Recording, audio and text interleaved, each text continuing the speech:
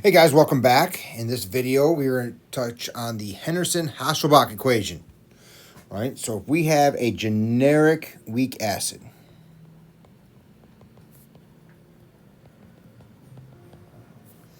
HA. So HA in solution plus water.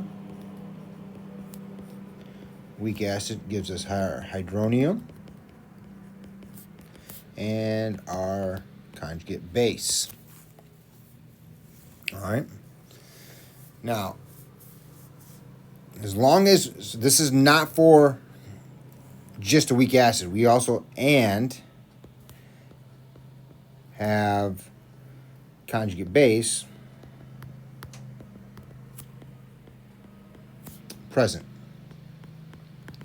right? So, for example, we would have 0.1 molar HA and 0.10 molar, let's just say NaA. All right. So we have to have, so it's not just if you had 0.1 molar like weak acid. This doesn't work for that. You have to have some conjugate base present, right? So we have to have some there, and we have to have some here, okay? You got to have some of each. It doesn't have to be the same amount, right? We've got to be in that buffer region. So let me put that down. Must be in the buffer region. So that would be the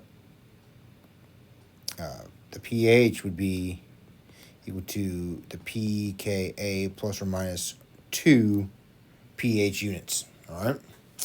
So that's what we're talking about here for this. Ka, the Ka expression would be equal to the hydronium concentration, A minus, all over HA. All right. Okay. Now we can separate this out so that Ka is equal to our hydronium concentration times A minus all over our weak acid. I missed the bracket there. There we go. Okay. And so if we take the negative log of everything, well, the negative log of Ka is pKa. The negative log of hydronium is pH. Then we have the negative log of A minus all over HA. Rearranging pH,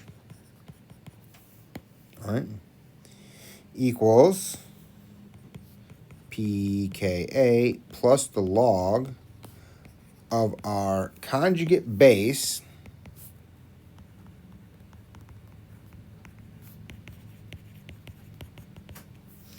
all over the concentration of our acid.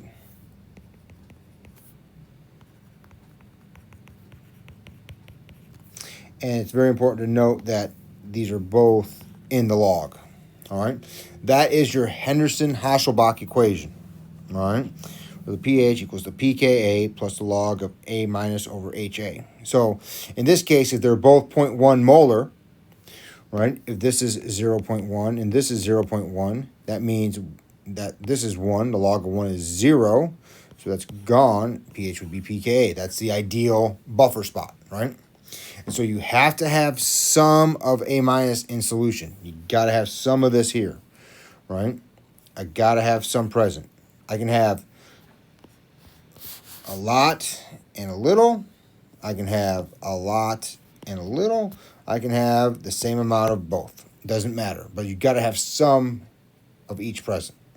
So that's the Henderson Hasselbalch equation, right here. We will use that. If you have any questions on that little derivation, reach out and let me know. Otherwise, we'll see you next time, guys. Bye.